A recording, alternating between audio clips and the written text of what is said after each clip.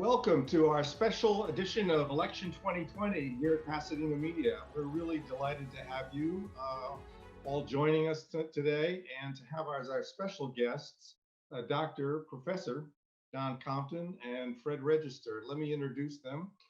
Professor Compton is a professor of political science at Chapman University, and he's chair of the political science department there.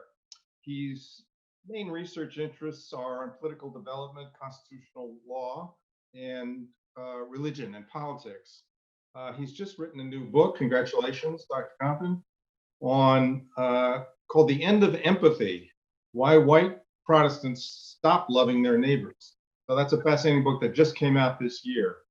I'm also delighted to have Fred Register here. Fred Register is a political consultant, a veteran political consultant for Democratic and nonpartisan candidates and causes.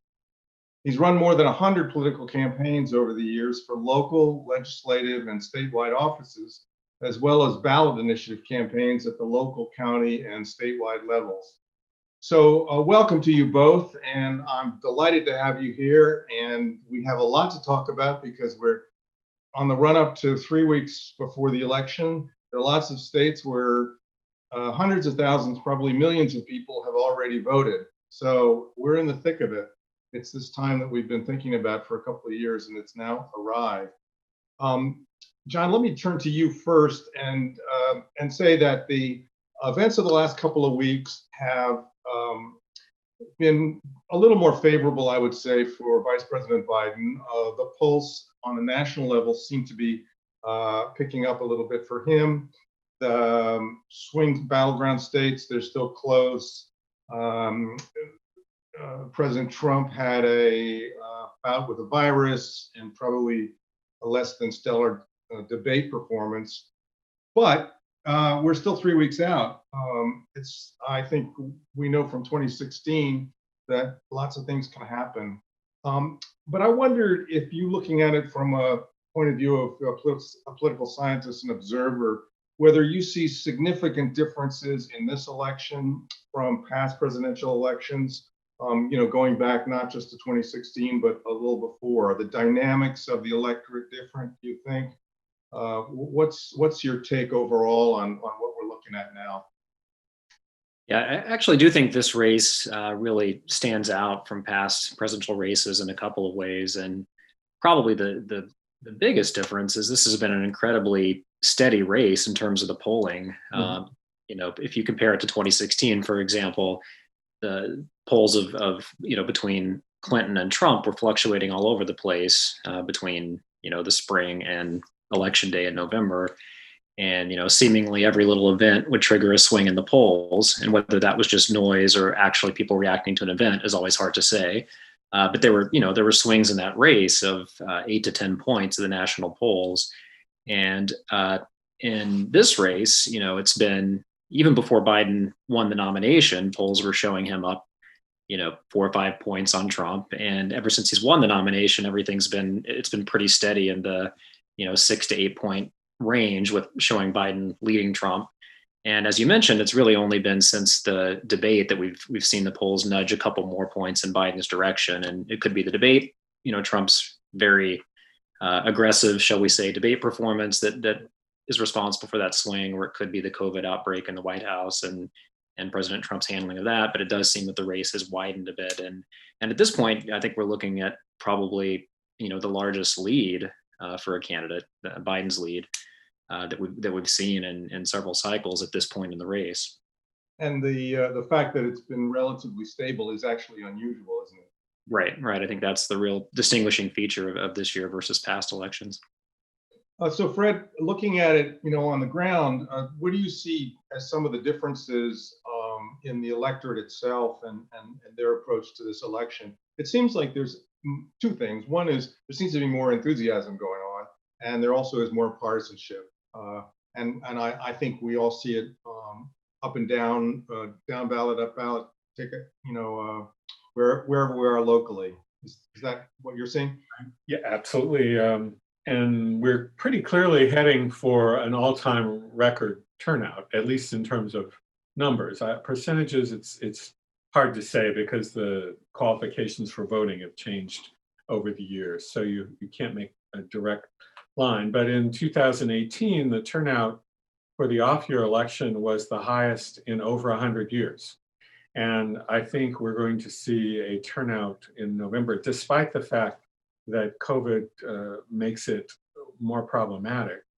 I think we're going to see north of 150 million people vote. And that is a big, big jump, at least a 10% jump from 2016. A couple of things interesting about this stability of the race is interesting. What's striking, though, is that, to me, is that Biden, for the last 6 months or so, has been right around at very near or above 50%, which is very unusual. In 2016, Clinton never really stabilized anywhere near 50%. There was always a big or undecided vote. There was also a big chunk of people who were seriously thinking about third-party candidates. This time, so many fewer people are undecided. The danger of voting for a third-party candidate is manifest from the last few years. And so the number of people who are available to switch, I think, is much smaller. And that's one reason that the stability has been so high. And, in some ways, if you think in terms of an incumbent running for re-election, I think Trump is now moving into territory that would make him the biggest incumbent loser since Herbert Hoover. And I don't frankly remember how badly Hoover lost. I imagine it was worse than Trump will lose, but I wouldn't swear to it. I just don't know. But So, it's yeah, John, if I could ask you, I mean, it's really still early and things can still change, but as Fred points out, the polling numbers look pretty stable. Do you see, if we have a Biden victory, for example, and we can talk a little bit about what that might look like in terms of the Senate and some of the other races, but if Biden is elected, how do you expect that to change the sort of dynamics of politics that we've seen? Are we going to go, there's people forecasting greater partisanship, or also how that will impact the Democratic Party because you have the establishment progressive issues going on. But in terms of just the general polity, how do you see it getting impacted by a 77-year-old establishment Democrat being elected? Yeah, I mean, I think it's going to be really interesting to watch because you do have these sort of factional divisions within, certainly within the Democratic Party, and I think they're also there within the Republican Party, although it's sort of beneath the surface. And if Biden wins the election, I could see it. I could see those definitely rising to the surface more. The thing with Biden, I think Democrats were probably smart in choosing a candidate who can kind of, who was basically tolerable to all factions of the party, right? I'm not sure that a Bernie Sanders nomination would have worked as well versus Trump. Biden's been around a while. He certainly has the political skills to sort of keep his coalition together, I would argue. I think the more interesting decision is going to happen on the Republican side, where Republicans will have to decide, are they going to continue to embrace President Trump's agenda to the extent that he has an agenda, the focus on kind of these hot button issues like immigration and trade, or are they going to go back to a more conventional Republican platform, a more, free market, libertarian type ideas? And so I think that's what I'm really anticipating watching if Biden were to win, is how the Republican Party reacts as an institution.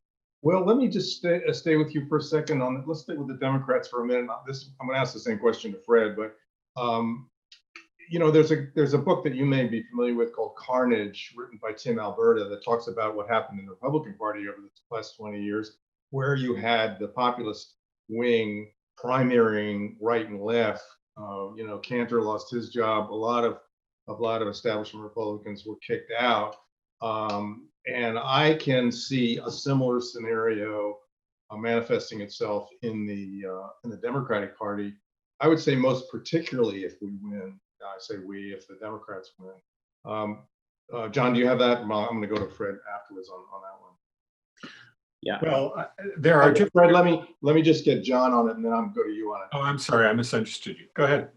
Yeah, well, I mean, I think the fears of a Democratic Party meltdown or civil war are a little exaggerated. If you look at, I mean, certainly there are candidates in the left wing of the party who are making some noise and generating a lot of headlines and having some success. Ocasio-Cortez is, of course, having a lot of success in Congress. But if you look at what the sort of far left candidates have actually achieved, we've seen some primaries for the left, but not from the left of Democratic incumbents, but very few of those have succeeded. Mm-hmm. AOC herself got elected in a very low turnout election, extremely low turnout election in a Democratic stronghold. It's not clear that she could have won under other circumstances. So I'm a little skeptical that we're going to see like a wave of left-wing Democrats take over the party. But we'll see. There certainly are some factional divisions that'll have to be worked out. Fred, what's your take on that? Well, one of the things that's easy to lose sight of is that the parties are not static. When we talk about the Democratic Party, the Republican Party, we tend to think about it as a sort of fixed entity. But in reality, registration no longer necessarily correlates very well with where people are politically. And when people are answering these polls and saying, I'm a Republican, I'm a Democrat, it shifts radically. So for example, the thesis that the populist wing of the Republican Party has taken over is absolutely correct. And the reason is that those are the people who are voting in Republican primaries now. And because they're voting in Republican primaries, there is no real way easily that a senior, more establishment group of people is going to be able to retake the party. You retake the party by winning primaries, and if you can't do that, you ain't going to win the party. And so this is a party that right now the primary voters like more than they love Trump. And people who hate Trump or don't like him have many of them have been driven out of the party primaries. It's disguised by the fact that other people have been pulled into Republican primaries who didn't used to vote there because they like Trump. And then on the Democratic side, similar things are going to happen. But one dynamic in the Democratic Party is that the establishment voter tends to be older and more conservative culturally. And this is true even in the minority communities, especially in the minority communities.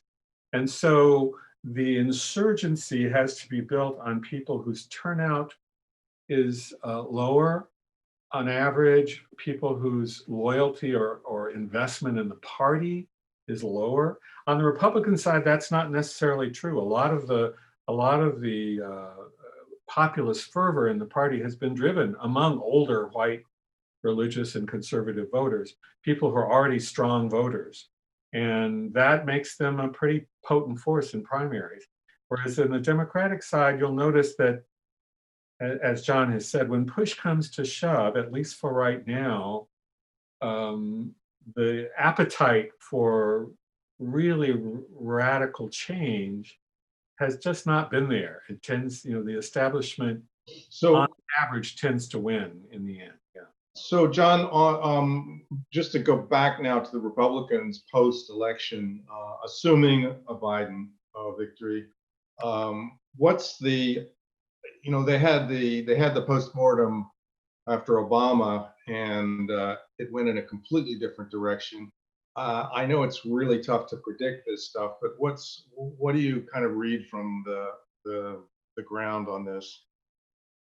Yeah, well, I mean, it's you mentioned the Carnage book. Tim Albert, an excellent book. I mean, I think there really will be carnage within the party. You have people who have sort of been sitting on the wings, being critical of Trump, and no one's been really outspoken. But Mitt Romney has certainly been outspoken at times, and you have a couple of other sort of moderates in the Senate who have as well. And so I expect you'll see those folks try to make a push for the leadership of the party. And, we may not have a good sense of who's winning this battle until we get to the 2022 midterms, and see how those go. And, I think politicians tend to sort of always be refighting the last war, so to speak. So the question is, can Republicans engineer some kind of a wave like they did in 2010 after Obama's victory? Mhm. And I don't think the dynamics are there this time because, I think Democrats are a little more unified than they were shortly after. There was a lot of enthusiasm, obviously, with Obama's victory in 2008, which sort of petered out by 2010, and you have this Republican wave. I'd be a little surprised if we see that in the midterms, and if Democrats are able to hold on to power for a couple of years under Biden, then I think that would really empower the moderates within the Republican Party to sort of step in and say we have to move away from this Trump detour that we've taken for the last few years. The Senate is in play, and I think no matter what the outcome is going to be close. Politically, what role, not policy-wise, but sort of politically, what role does having either a Republican or a Democrat Senate play? I think do you think going forward, Fred? Your thoughts on that?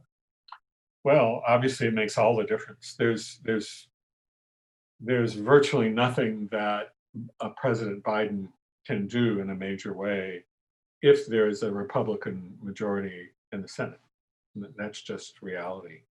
And, President Obama lived with that for 8 years. And if anything, the lines are even more stark and sharply drawn. So I think the outcome makes a huge difference. And for the Republicans, the most successful way for them to move forward is to find somebody within the Trump world who also plays in other arenas. And Nikki Haley is very much trying to be in that role. Whether the Trump people will ultimately accept her as a real Trumper, I think is a question, and my guess is that they won't. But she, at least on paper, has stuck with the party. When a party loses badly like this, and a lot of people step away at the end, there's always a lot of anger and calls of treason, and people who didn't stick with it. So, I wouldn't be shocked if one of Trump's kids ran and was very powerful in the primaries. You just never know. That kind of legacy is so personal, so populist, and there's nobody else in the party. All the other people that talk about stepping into that mantle, Ted Cruz, these are all people that Trump walked all over, with waffle boots, right? And the chance that the party is going to turn to them afterwards, I think, is almost zero. So, one of the things, Fred, thanks. One of the things that I don't know if it's a nightmare scenario, but I think about FDR, for example, and I don't know where FDR stood in 33 when he took over in terms of the Senate and the House. You all would know better. But one of my concerns, let's just say, in a Biden presidency, particularly if we run the table with the Senate and the House, is overreach. And I think that there's lots of things we're going into. We have a serious pandemic going on. We have a real economic recession that we're dealing with. The solutions to those are fairly, radical, I would say. I mean, you got to spend more money. You have to come up with some new programs. There are lots of things that you have to go out on a limb with politically. And I just wonder if that's going to put Democrats, if they run the table, in a pretty difficult position, as John, you point out, in the midterms in 22. So is this my paranoid fantasy, or is there, do you think am I rooted somewhat in reality? Yeah, I mean, I think, given that the electorate is, extremely polarized at the moment. I mean, we've clearly, over the last decade or so, entered this era of kind of hyperpolarization. I'm not sure that the risk of blowback from being overly aggressive, pushing through too much legislation or something. I'm not sure that that's going to be a major problem for the Democrats. I think the bigger danger is probably if they're not able to accomplish anything. Yeah. If they don't take the Senate, for example, or if they maybe get through one big piece of legislation, like Obama got through the Affordable Care Act and then lost the Senate and wasn't able to do anything else. I think that then you might see disillusionment among the base, and turnout might be down, and Democrats would be in trouble. So I actually think, given the underlying polarization, the bigger danger at this point is not being aggressive enough or not getting legislation through and enacted. There are the whole country's political culture is in movement now, but there are two groups that have very clearly moved over the last 10, 20 years. Suburban voters, and particularly women, and blue collar white voters who have obviously they've been moving in different directions. The one group's been leaving the Republican Party, the other's been leaving the Democratic Party, but they can be called home. And Biden has done one of his strengths in this election so far is that he's getting a much, much bigger movement toward him among blue collar white voters than among any other group, even among suburban women and so on. So I don't think overreach is a danger. I think John's right. Doing nothing is the worst danger. But the question is, where do you reach? And I think the party has to reach in directions that strike those two constituencies as hitting the spot in terms of affecting people's lives and doing the right thing. A big problem for the Democrats is that the agenda of our activist base, our activist left wing, is really not very appealing to either of those groups. And to the degree that you get too far out on that agenda and away from the more kitchen table basic things that's going to hold those people together, then the Democrats will be in trouble. Yeah, so I think, John, I think that Fred is talking about, the real solutions to the real problems, which is, kind of a novel idea. We haven't been dealing with that for a while. Yeah, do you think the cultural politics are going to fade as we have these real issues that are coming, real crises, actually, economic and pandemic, or do you believe that those are just going to persist among some of the groups that Fred is talking about, and also that you've studied? I know the evangelical groups are very concerned about the culture war. You're muted. Sorry. Go ahead. I agree with Fred that the smart play for Democrats is to keep the focus on the kind of bread and butter issues. Healthcare is probably their best issue, where they pull the strongest. Economic stimulus to fight the pandemic, et cetera, those kind of bread and butter issues.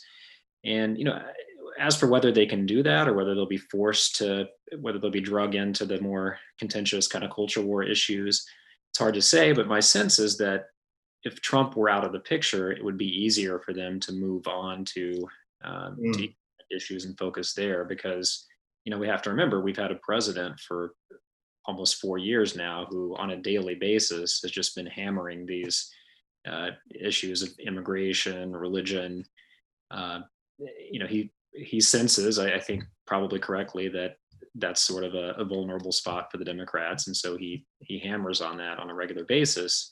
And I think it's possible that Trump is no longer has quite the same platform that he has, although I assume he'll still be tweeting regularly.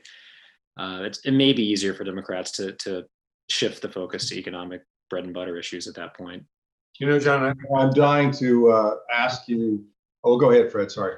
I was going to say, I think that is a really critical question about what does Trump do. We were sort of talking about after Trump. Now, even assuming that that's correct, and assuming that he's not consumed by court cases and doesn't end up in prison, which is, not an impossible thing, I would say. He's not going anywhere. he's going to be, in some ways, even with fewer constraints than he has as president. And he certainly has made noises about trying to create an alternative news network, the one that would be even more to his liking than Fox. So there's the avatar for this populist movement is going to still be there, stoking the issues. So that's a problem for the Republicans, really. That's not so much a Democrat problem, is it? It's for both. It's for both, because now, have you a person who has 80 or 90 million Twitter followers and loves to stoke them up and is never happy. Trump has never liked governing. Many people really don't believe he ever thought he would win, but he loves mixing it up in the public sphere. And I don't think he's getting out of town at all. So that's why I don't think the Republican Party is going to find it easy to move past him. So, John, Fred talking about the base, and I'm dying to ask you this. I have ever since I knew that you were going to come on. That you've studied the political role of evangelicals in the base, and as somebody who comes from a somewhat secular background, and I think a lot of folks like me are to some degree perplexed. I think we understand it intellectually, but I'm not sure we can attach to it emotionally. Where does this group go, in a political sense? And I understand they're not monolithic, but where do you see that headed? My take, obviously, white evangelicals are a really critical Republican constituency. If you want to think about it in terms of race and religion combined, I suppose it's arguably the largest bloc within the Republican coalition. But my own take on their importance is that they're a little bit overrated when it comes to, deciding elections. And the reason I say that is, they are so firmly within the Republican camp that it's not really clear that, one little misstep by Trump or any other Republican nominee is going to cause them to go vote Democrat. We see a lot of kind of breathless commentary in the media of, can Trump keep the evangelical vote? Isn't it such a miracle that he won them in 2016? How did he win them over? But they're really just diehard Republicans at this point. And, we're even seeing some research to suggest that partisanship now almost trumps religious affiliation as a driver of political behavior. And, I would argue that education level, class, that those demographic determinants are probably even more important than religion at this point. If you know someone's education level, you can make a pretty good, someone's race and education level, you can make a pretty good guess about how they're going to vote, even if you know nothing about their religious affiliation, which, would not have been true 40 or 50 years ago, right? In 1960, if someone was a Catholic, you knew they were voting for JFK. But we've really entered a new era, I think, where, class, education level, partisanship are probably more important determinants of political behavior than religion. On the other side, Fred, we've been able to count on the minority vote quite a lot through the years on the Democrat side, but that may change too. You see some interesting polls in places like Arizona, Florida, obviously, where you have Latino voters who are culturally more conservative, who may not be automatic Democrat voters. I think the young people are a different issue. The Democrats may have them for the long term. But anyway, what are your thoughts about that? Well, in some ways, those are they're the same issue, because when we think about young people, what's one of the striking things about young people in America today is that they are much more ethnically diverse than older people. So when we talk about young people, there's an awful lot of Black and Latino and Asian young people in there. And that very much influences the cohort.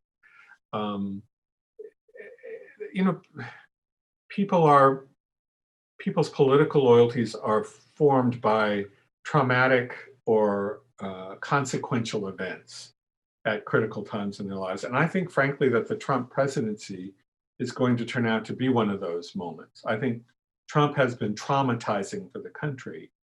And one reason I think his debate performance was so hurtful to him was that it was a vivid reminder of what the last 4 years have been like. Anger, craziness, nothing normal. And I think people are just a little bit tired. But he is sui generis in terms of behavior in office. And I think the visceral reaction to him is going to be a defining figure in party allegiances for a long time, especially if the Republicans have a hard time letting go of Trumpism. But these things can change. I grew up in the South in a religiously conservative area, when I grew up, evangelicals were proud and very scrupulous about staying out of politics. They saw it as an unclean, not unclean, but an ungodly realm. And on the other hand, religious impact in politics was largely on the left. The civil rights movement was driven, not entirely, but it had a very powerful religious component to it, both within the Protestant churches and the Catholic Church.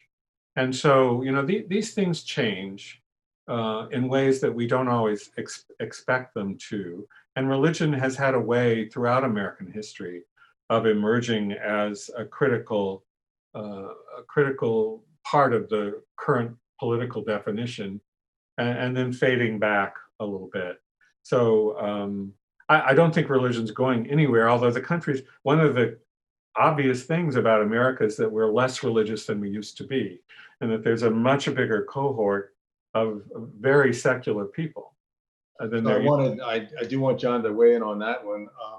I'm just reminded as a side note, though, that I saw David Brooks the other day, a couple of weeks ago, after the debate, and he said that a lot of his conservative friends, who I suppose tend to be more moderate and well-educated Republicans, conservatives, said that they really hadn't, because they watched Fox News, they hadn't really seen this about Trump. And you say, 4 years, you still haven't seen. What about the tweets? Oh, well, the tweets we ignore, but to actually see the guy up there letting loose. Some of them Brooks said some of his conservative friends were actually kind of shocked, and you'd think nobody could be shocked anymore.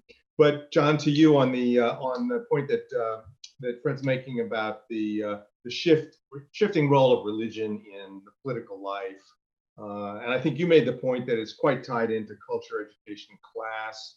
But could you parse that a little bit for us?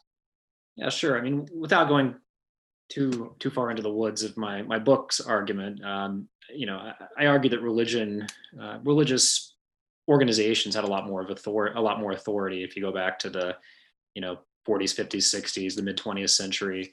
If you were an up and coming person in society, if you were mobile socioeconomically, you really wanted to join a prestigious church. So you joined the mainline Protestant church in your town, the Episcopal church, the Congregational church, whatever it may be.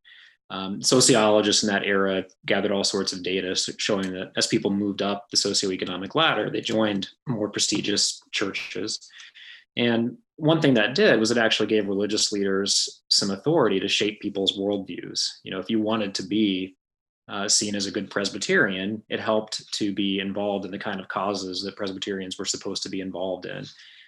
So in the book, I gather a lot of data showing that the mainline Protestant churches in the North were very influential in pushing through the 1964 Civil Rights Act.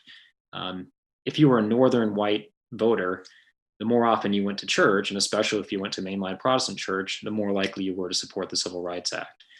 And what happens then is, as we move into the 70s, there's just sort of a general collapse of religious authority. Upwardly mobile young people just stop attending church in droves. As we get into the 80s, sort of the evangelical churches pick up steam, and that's where all the growth is happening. And so for a few decades, it kind of looked like, the evangelical churches are just going to keep growing indefinitely while the mainline Protestant churches, and to some extent the Catholics, keep shrinking. But now what we're seeing over the last 6, 8, 10 years is the growth has really died out in the evangelical churches as well. They're now starting to lose attendees, lose members. And there's a big debate about why this is happening, but there's certainly one school of thought that views it as a reaction to the fact that evangelicalism has become so closely bound up with the agenda of the Republican Party. And particularly over the last 4 years, when Trump has been so, at every opportunity has tried to associate himself with evangelical leaders. And so there's one school of thought that says that young people are turned off by this, and that seems to be where the evangelical churches are really hurting, is with younger members. They're not retaining members as well as they did in the past.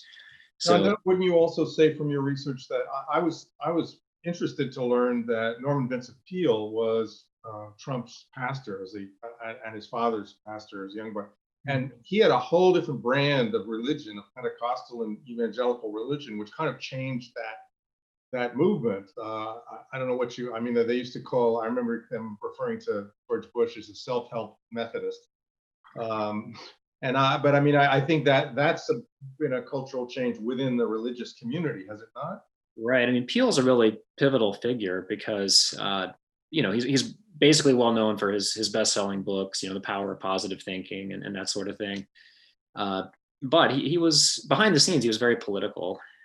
He headed up an effort to try to kill JFK's nomination in 1960 because he didn't want a Catholic to be the nominee. Sure.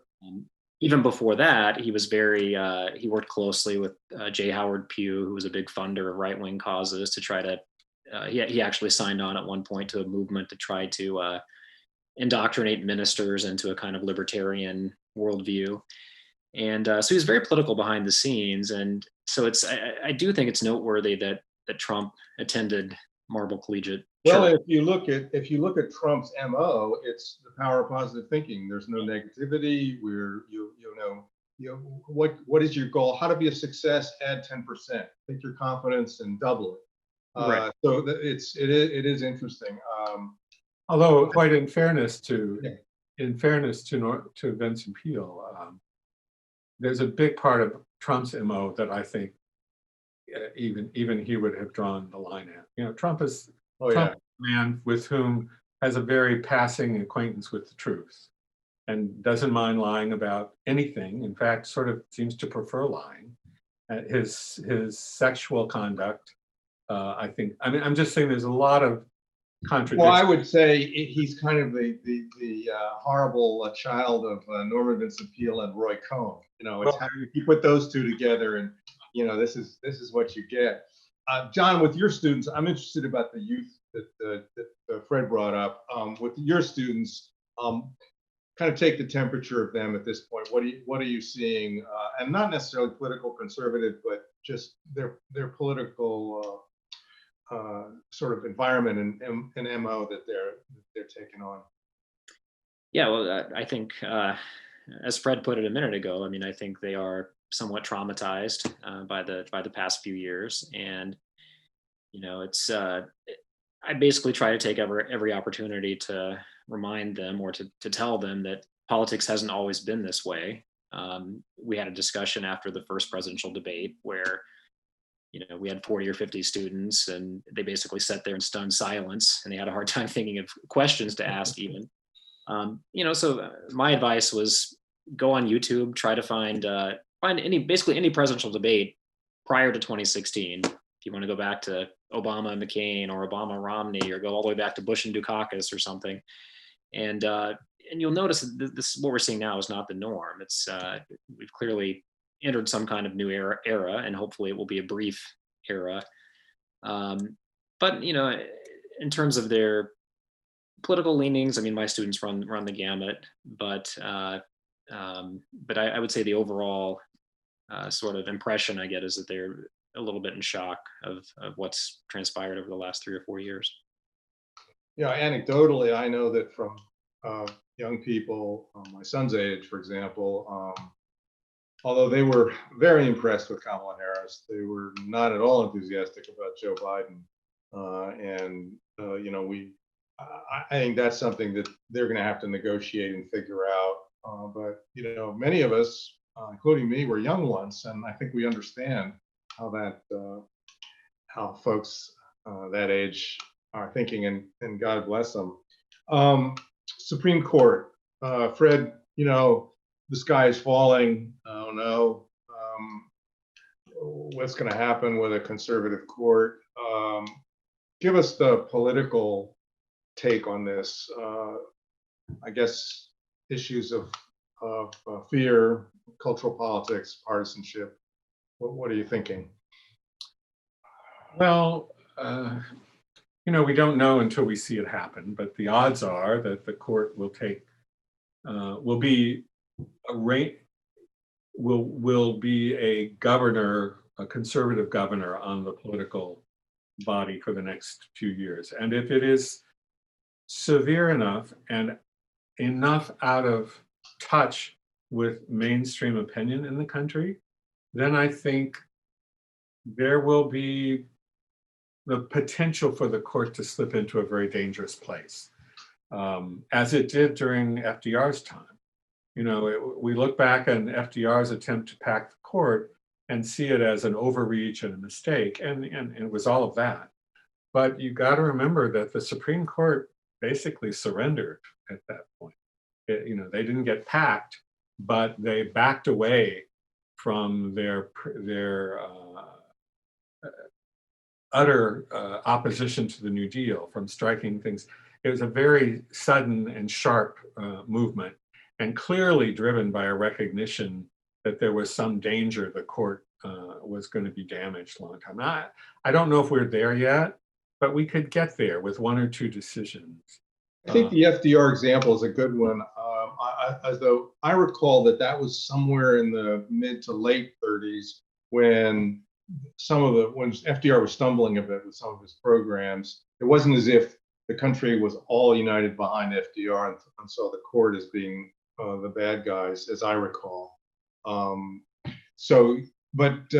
John, on the court, I went to law school, and they weren't talking about originalism particularly then, but I always regarded it, and maybe this is just my layman hat on, as it's like the Bible. You can find anything in there that's going to support your position.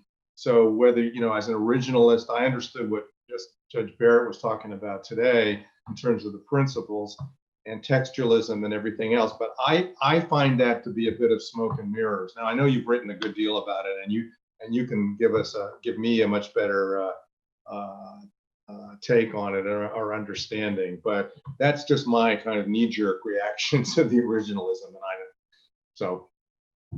Yeah, well, I mean, originalism, I think it's fair to say it's the dominant perspective within the Republican Party, or on the right today.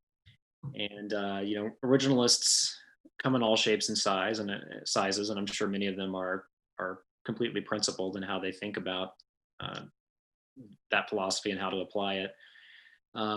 But I think you're right. If you look at the evidence of how originalists actually rule or how they actually decide cases once they're put on the bench, they have a remarkable tendency to reach conclusions that line up perfectly with the platform of the Republican Party. Yeah. Even in cases where it's not clear that James Madison or Hamilton or whoever would have had a clear perspective on those issues. Justice Scalia, Justice Thomas, Thomas is obviously a confirmed originalist. Scalia was an originalist. And, if you look at their major decisions, pretty much down the line, they comport with the Republican platform. So I think where originalism really matters is not so much in guiding judicial decision making, but I think it's been very rhetorically effective for the Republican Party. Yeah. If you think back to the 60s and 70s, the judiciary was pretty dominated by liberal jurists, I think it's safe to say. And Republicans or conservatives didn't really have much of a counter philosophy to push back against the Warren Court with. They argued for judicial restraint. The courts should sort of stay out of controversial issues. But then you get into the 80s and 90s, and people like Robert Bork and Ed Meese start really pushing originalism as this kind of unifying philosophy. And I think it's been very effective with the public, or it's sort of been very rhetorically effective in advancing Republican policy aims without making the courts seem political. Because if you can say you're just doing the will of the framers, you're just enacting the law as it was intended, or in terms of what it meant when the Constitution was ratified, then it's harder for people to claim you're acting politically. And so I think it's been very effective in that sense. Fred, my concern is not so much on the cultural issues, abortion, and maybe it's because of I'm not so interested in the gun issue, as other things. But my concern is the role of the executive. And let's say we run the table and we have these kind of major crises, sort of analogous to what FDR faced. And as with FDR, he stretched the executive authority in order to address some of these problems. And he didn't do it in a particularly deliberate way. He just tried a lot of different things. And I think his gripe with the court was that they kept saying, you can't do this. It's unconstitutional overreach. And I see that looming as a huge problem in the court, because as the president and the Congress, even if they're all together on it, try to address some of these serious problems, you could see a court being just recalcitrant and blocking it and making life really tough. What are your thoughts on that one? You could absolutely see that. Although I do think in the near term, it's going to go a little bit the other way. Trump has been such a mold breaker and has just run roughshod over every norm and tradition that I think one of the consensus issues within the Congress will be to reassert some congressional control. And I think there will be a movement to try to hedge in some of the powers of the presidency in way, for instance, giving the Hatch Act some teeth, making it impossible for people that have not been approved by Congress to continue to head agencies indefinitely. Things like that, I think, are going to be reined in by statute, which of course will tie the hands of originalist jurists. Well, except that you take the ACA example, where you had the executive and everybody was on board with it, and the Supreme Court could very well say that the Constitution will not permit you, the Congress and the executive, to take this action. Well, I mean, as you say, you can always find what you want to find, but I think the areas of overreach that Trump has played to are not terribly popular within the judiciary, conservative or liberal. And I think I doubt very much the court would be an obstacle there. I think there'd be obstacles in other ways. The hypocrisy of from a left point of view of the originalist thinking, this is the norm in politics. One of the things that's happening on the left that's distressed me a little bit, as I said, when I grew up, the religious involvement was really focused from the left, was in the civil rights.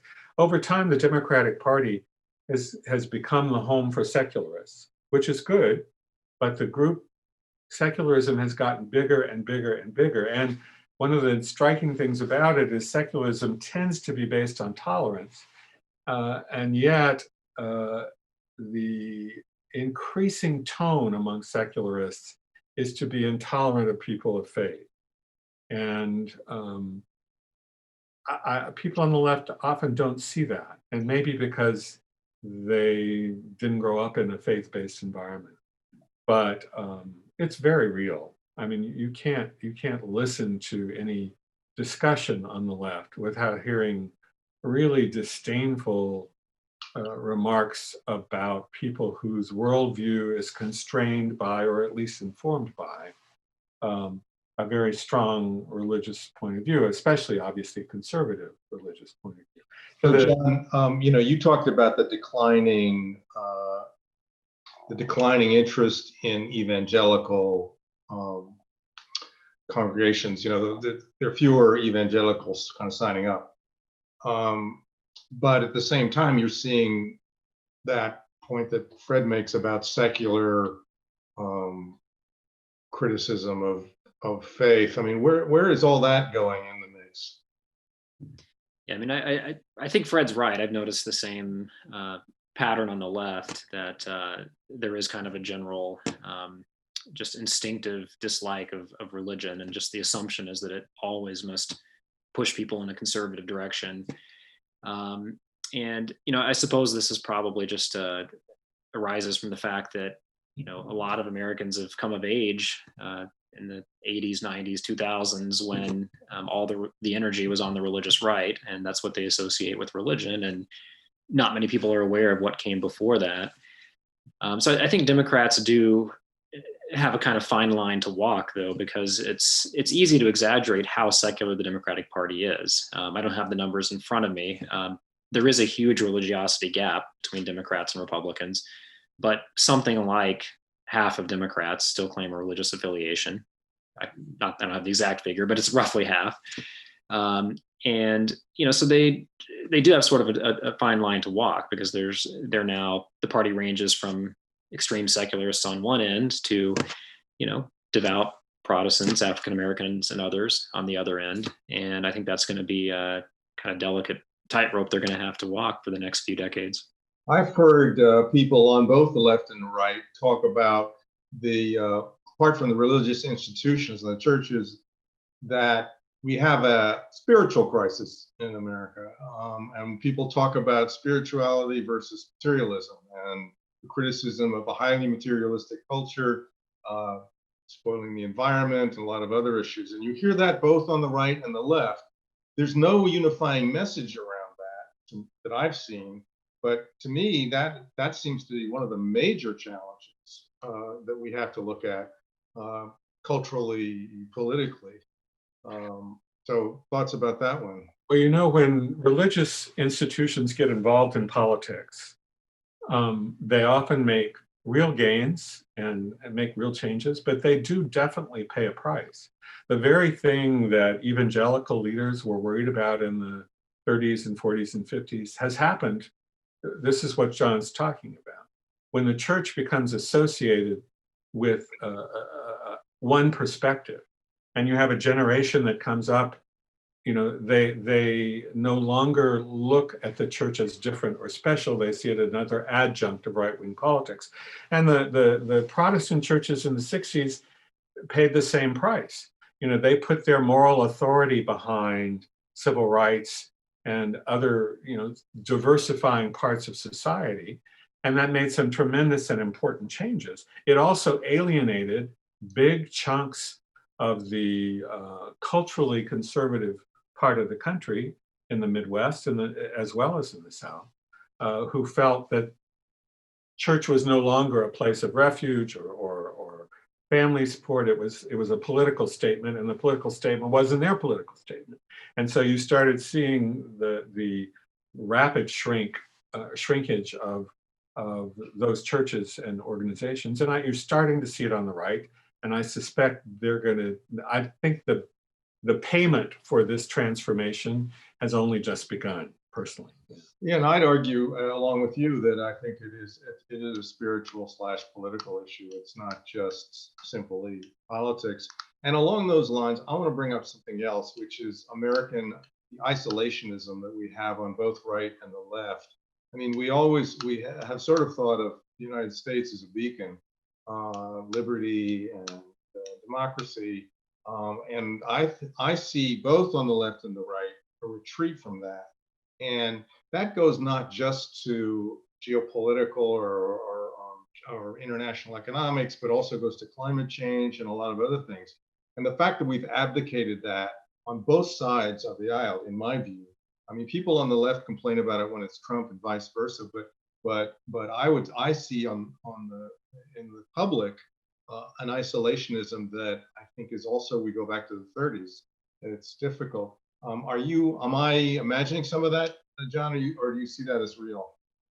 I think that's right. I mean, I wouldn't claim to be a foreign policy person, really, but it does seem that we have a kind of new isolationism that's cutting across party lines. I mean, Trump's clearly has isolationist instincts, and there's a big segment of the left that's clearly still kind of scarred from the Bush administration and the wars in Iraq and Afghanistan. And so, yeah, I think you probably would have to go back to the 30s or 40s to find, the 30s, to find this much of an isolationist sentiment in the country. What are the dangers of that, Fred? They may seem obvious, but I think there's a lot to unpack about that. Well, one danger is that if the United States pulls back from its post-World War II role of trying to sort of marshal the West into as the leader of the West, that alliances and political arrangements tend to destabilize, and destabilized international relationships historically have led to very risky situations. It's when you have a situation where everyone sort of understands the power arrangement. For instance, during the Cold War, when Russia and the United States were fighting it out and everybody knew who was on which side, it wasn't a desirable situation necessarily, but you'll notice huge parts of the world were relatively stable. Once that paradigm broke down, suddenly Africa, Asia, South America, all Eastern Europe, areas that had political contents, political issues and concerns subsumed by that structure, suddenly began to break out all over the place. And so you just never quite know what will happen. Yeah, when it breaks down. I agree. And I think one of the dangers that we see in the competition with China head to head is I hear people saying, well, China seems to be able to solve this problem. They can just shut the country down. They can open it up. They've got great 5G. I've spent time in China, and a building will go up in 6 months. There's no regulations. There's no codes, things like that. So people begin to question our democratic system, and they say, well, I see these other systems which are doing great economically, and yeah, they don't have the same rights and freedoms that we have, but boy, things are working pretty well. I see that as a grave danger. I see that as a greater threat to democracy, perhaps, than some of the other things. Here's things that you're thrown around. John, we're coming up on the close, but I would love to get your thoughts on that idea. Yeah, I know we've sort of been speaking tonight as if the election's already happened. At least I have. We don't know, obviously, who's going to win, but if Biden does, in fact, if the polls are right, Biden does in fact win, he's made it pretty clear that he'll focus on foreign policy, and rebuilding our alliances to sort of counter China would be an important part of his agenda. But once again, that's a place where he'll have sort of a difficult line to walk, because part of his party is clearly very isolationist at this point. So can he rebuild alliances without triggering backlash from the left wing of his party will be an interesting thing to watch.